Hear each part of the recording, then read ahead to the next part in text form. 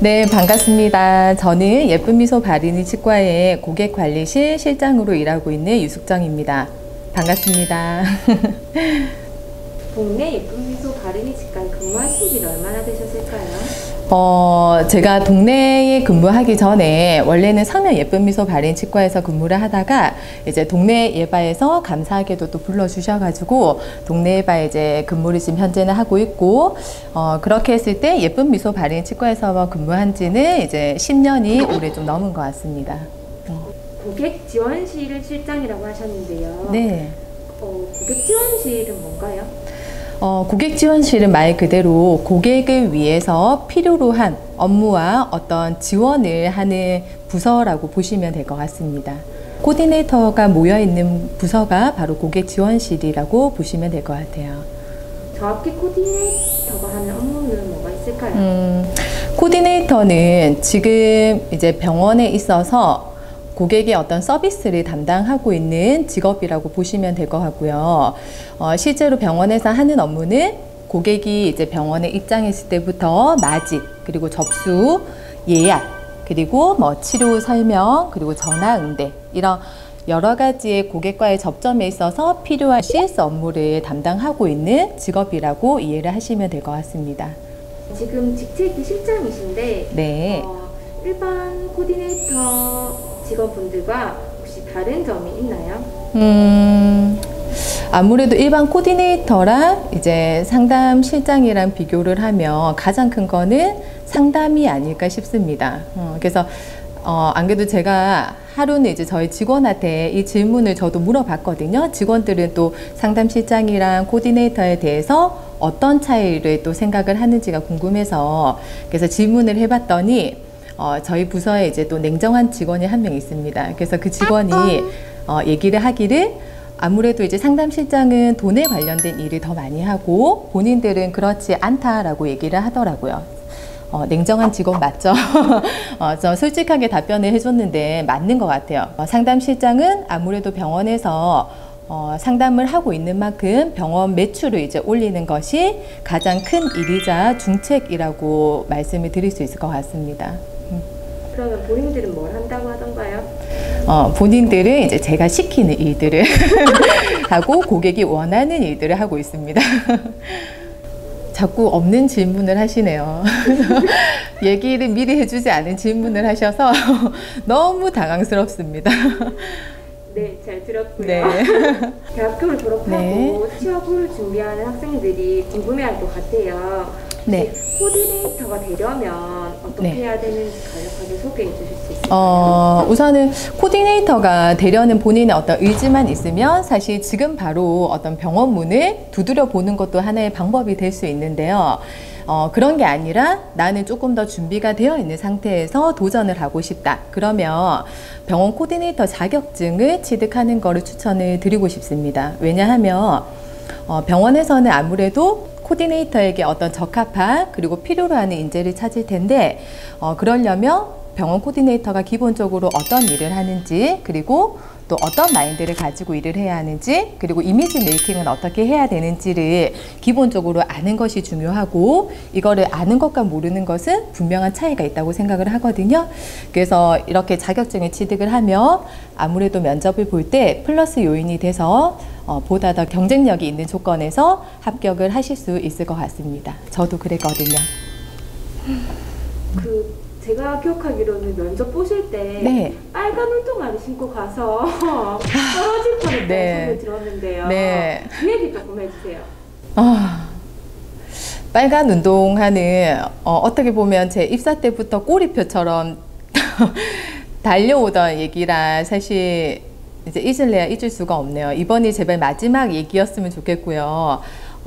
그 사건을 조금 얘기를 드리자면 이제 바야흐로 한 10년 전이죠. 제가 예쁜미소 바르니 치과에 이제 첫 지원을 하고 면접을 보러 갔는데 그때 제가 정말 큰 실수를 했어요. 면접을 보러 갈 때 빨간 운동화를 신고 면접을 보러 갔었습니다. 그래서 면접자 분들한테 정말 임팩트 있는 어떤 인상을 남기고 당당하게 불합격을 하고 집으로 돌아왔던 기억이 있었는데 지금 생각해보면 내가 만약에 면접관이었더라도 기본적인 어떤 용모가 이제 되어 있지 않은 직원은 일을 할 때에도 뭔가 기본이 안 되어 있을 것 같다라는 생각에 불합격을 시켰을 것 같습니다. 사실 저는 그때 이제 불합격이다 생각을 하고 어디서 근무를 해야 되지 고민을 하고 있었는데, 그 당시 이제 합격을 하셨던 지원자가 너무 감사하게도 출근을 하지 않아 2위에 있던 2순위에 있던 제가 2차 그러니까 추가 합격자로 전화를 받고 이제 아슬아슬하게 합격을 했던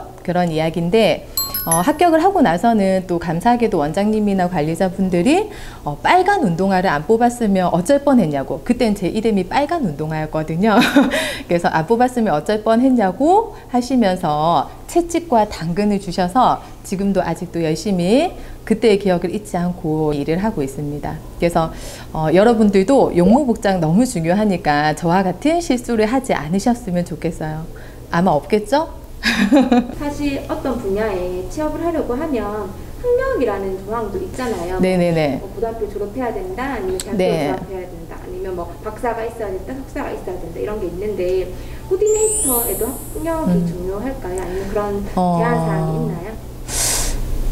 아무래도 뭐 관련 학과를 나와서 취업을 하는 것도 뭐 방법이 될 수는 있겠는데, 제가 생각했을 때에는 학력은 중요하지 않은 것 같아요. 기본적으로 학력보다는 내가 서비스업에 일을 해본 경험이라든지, 그리고 그 관련 업의 어떤 자격증을 소지를 하고 있는 것이 더 입사할 때 중요하고 어떤 좋은 조건이 될 수 있을 것 같고요.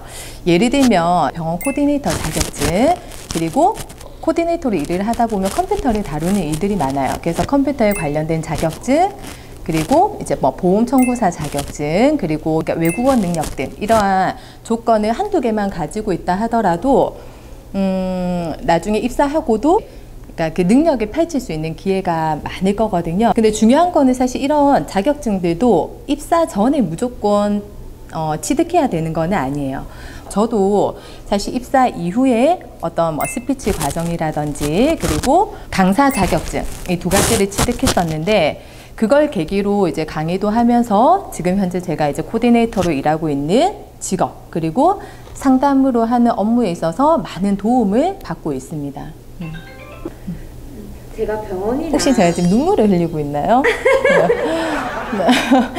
눈물이 나는 것 같아요. 지금 병원이나 성형외과, 뭐 피부과, 뭐 치과 등 가보면 데스크에서 근무하는 직원들은 조금 외모가 예쁘다, 조금 출중하다. 네.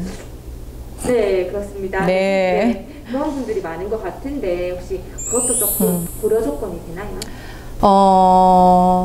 우선은 제 외모를 보면 아시겠지만 사실 코디네이터로서 외모가 중요하지 않을 수는 없다라고 말씀드릴 수 있을 것 같아요. 왜냐하면 코디네이터는 사실 어떤 병원의 꽃이라는 말처럼 병원의 얼굴이자 이미지이기 때문에 외모도 당연히 보긴 하지만, 저는 개인적으로 외모가 예쁜 사람보다는 이제 웃는 모습이, 그리고 웃는 얼굴이 예쁜 사람이라 그리고 인성이 좋은 사람이 코디네이터로서 더 적합하지 않나라고 생각을 합니다. 외모는 그렇게 중요하지 않아요. 하나, 둘, 셋. 지금 만약에 동네 예쁜 미소 바르니 치과에 신입 직원을 뽑는다. 네. 그러면 혹시 가장 중요하게 뭘 볼 것 같아요? 실제로 제가 이제 면접관으로 이제 참석해서 직원을 채용할 때 가장 중요하게 보는 세 가지가 있는데요. 세 가지나요? 네, 세 가지가 있습니다. 네. 좀 꼼꼼하게 보죠. 첫 번째는 이제 얼굴의 어떤 표정이랑 미소. 그래서 사실 표정과 미소가 예전에는 성격이 좋으면 뭐 잘 웃는다 이런 얘기가 있었지만, 지금은 어떤 표정이나 미소는 능력이거든요. 그래서 코디네이터는 고객을 직접 대면해서 대하는 이제 직업이기 때문에 본인이 가지고 있는 얼굴의 표정, 이런 미소의 능력이 좀 중요하다라고 생각을 합니다. 그리고 두 번째는 말을 하는 태도를 좀 보는데요. 왜냐하면 코디네이터로 일을 하다 보면 고객의 이야기를 잘 들어줘야 되고 이야기에 경청을 해야 되는 경우들이 좀 많습니다. 그래서 일방적인 어떤 대화를 하기보다는 그러니까 상대를 배려해서 얘기를 하는지, 그리고 얘기를 들을 때에는 경청하는 자세로 얘기를 듣는지, 그리고 내가 정말 대화를 하고자 하는 의지를 보이는지가 중요하다라고 할 수 있고요. 그리고 마지막으로 세 번째는 열정이 있는지, 진짜 코디네이터로서 정말 나는 이 병원에 입사를 하고 싶다라는 이유가 분명하고, 그리고 그 의지가 명확하다 하면, 저는 이 세 가지 조건을 갖추고 있는 직원이라 하면 코디네이터로서 일을 함은 물론이고 높은 위치까지도 성장을 할 수 있다라고 생각을 합니다. 그래서 면접 볼 때 저는 이 세 가지를 좀 많이 보는 것 같아요. 지금 병원 코디네이터를 꿈꾸는 학생이나 사람들에게 해주고 싶은 말이 있다면? 아무래도 지금은 서비스의 어떤 중요성이 커지고 고객들도 조금 더 질 좋은 서비스를 받고자 하는 의료 시대이기 때문에 병원 코디네이터는 사실 정말 중요한 직업이라고 생각을 하고, 지금도 역시나 병원에서 중요한 직업군으로 이미 자리를 잡고 있습니다. 또 병원 코디네이터로 입사를 한다고 해서 코디네이터에 어떤 일만 하는 것이 아니라 이제는 상담, 그리고 병원의 관리자, 그리고 이제 뭐 서비스 강사나, 그리고 크게는 또 병원 컨설턴트로도 일을 좀 다양하게 많이 할 수 있기 때문에 여러분들도 코디네이터로 입사를 해서 한 발짝 한 발짝 나아가다 보면 분명히 좋은 결과가 있을 거라 생각합니다. 여러분들도 도전하세요.